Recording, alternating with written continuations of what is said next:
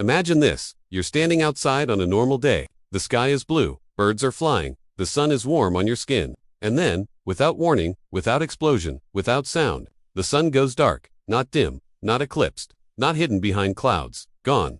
For a few seconds, nothing feels different. People keep walking. Cars keep moving. Planes stay in the air. No alarms go off. No one screams yet, because the light you're seeing right now left the sun about 8 minutes ago. The Earth is still living in the past, but 8 minutes later, everything changes. The first sign isn't cold, it's darkness. Across the entire planet, daytime turns into night. The sun doesn't set. It doesn't sink below the horizon. It simply vanishes. Shadows disappear. The sky turns black, even at noon. Stars suddenly explode into view, confusing and terrifying people who have never seen them in daylight. Phones come out. Social media floods with panic. Some think it's an eclipse. Others think it's nuclear war. Religious leaders call it the end times. Scientists freeze, staring at instruments that make no sense. Then the temperature starts to drop. At first, it feels like evening, a cool breeze, comfortable, almost peaceful. People put on jackets. No one realizes yet that the Earth has just lost its only source of heat. Within 1 hour, the average global temperature begins falling fast. Not slowly like winter, faster, more brutal. By the end of the first day, the temperature drops below freezing across most of the planet. Crops die almost instantly. Tropical regions that have never known cold begin to freeze. By day 2, oceans start releasing steam as surface heat escapes into space. Ice forms in places where ice has never existed. Power grids fail as demand explodes. Fossil fuel plants struggle. Solar power is instantly useless. Wind turbines freeze. Nuclear plants keep running. But they are on borrowed time. Within a week, the average global temperature drops below -20 degrees Celsius. Cities become death traps. Water pipes burst. Heating systems collapse. Gas runs out. People crowd into underground spaces, subways, bunkers, basements, anywhere that might trap heat. Violence erupts over food, fuel, and shelter.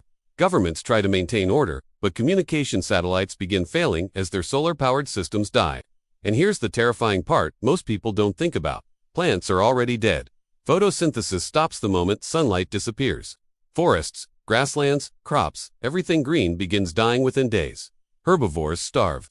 Carnivores follow. Entire ecosystems collapse like dominoes. By 1 month, Earth is no longer recognizable. The oceans freeze from the top down, sealing liquid water beneath kilometers of ice. Without sunlight, plankton die, wiping out the base of the marine food chain. Fish vanish. Whales starve. Coral reefs become frozen graveyards. The average surface temperature plunges to -60 degrees Celsius.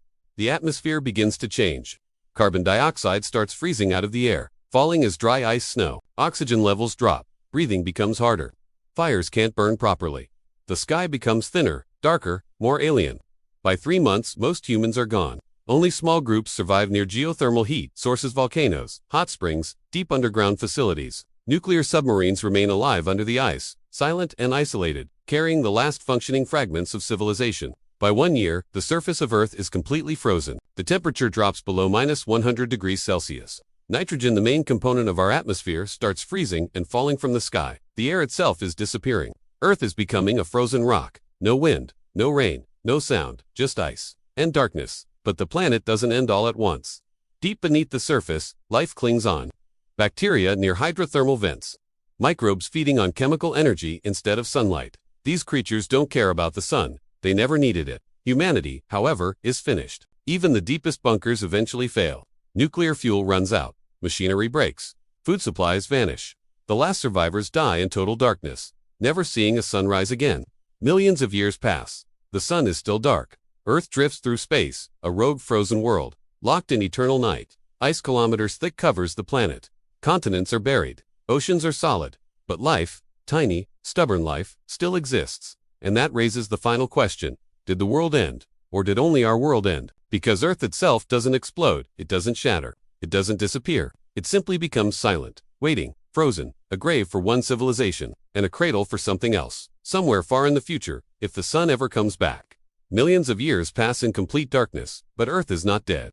It is sleeping, deep beneath the frozen surface, far below the kilometers of ice. The planet still breathes heat from its core. Molten rock shifts slowly. Pressure builds. Volcanoes occasionally erupt under the ice, melting small pockets of liquid water that never see the sky. In these hidden oceans, life survives, not animals, not plants, but microscopic organisms feeding on chemicals rising from the Earth itself. They have no eyes, no need for light, no memory of the sun. Earth has become a rogue world, drifting silently through space, no longer part of a solar system that gives life warmth and direction. The moon remains frozen in orbit, a pale ghost circling a darker ghost. Time loses meaning. Days and years no longer matter. Above the ice, the surface is perfectly still. No erosion, no weather, no movement. Mountains are preserved like statues. Cities remain locked in ice, skyscrapers frozen mid-collapse, airplanes trapped in solid airfields, roads buried under endless white. Every sign that humans ever existed is paused forever, as if the universe pressed stop, but space is not empty. Gravity still works.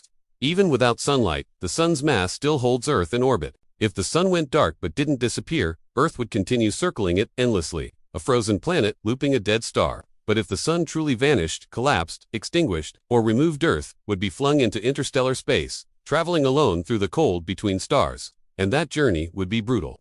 Interstellar space is only a few degrees above absolute zero.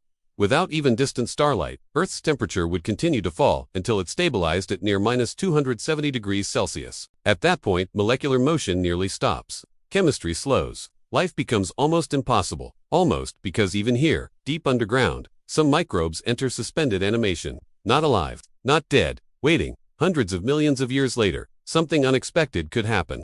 Earth might pass near another star, not close enough to burn, not close enough to restore oceans, but close enough to warm the surface slightly. Just a few degrees, enough to crack the ice, enough to melt small channels, enough to awaken sleeping chemistry. If that happens, life could stir again. Not humans, not animals, not trees. Something new. Life that never knew the sun. Life adapted to darkness, to cold, to isolation. Life born not from sunlight but from pressure, chemistry, and time. And somewhere in the frozen ruins of human cities, those organisms might spread through steel and stone, unaware that these structures were once homes, dreams, entire worlds. From the universe's perspective, Earth didn't end quickly. It took weeks for civilization to collapse, years for humanity to disappear, thousands of years for the atmosphere to fall, millions of years for the planet to fully freeze. The end of the world wasn't an explosion. It wasn't fire. It wasn't instant. It was quiet. No final scream. No final message. No warning. Just a slow fading of warmth and memory. If someone, somewhere, in the universe could observe Earth from afar, they wouldn't see a disaster. They would see a dark planet orbiting a dark star, perfectly stable, perfectly silent. A reminder that life depends on balance and that balance can vanish without notice. The sun doesn't just give us light, it gives us time. Without it, Earth doesn't fight. It doesn't resist. It simply lets go. And that may be the most terrifying ending of all, not destruction, but indifference.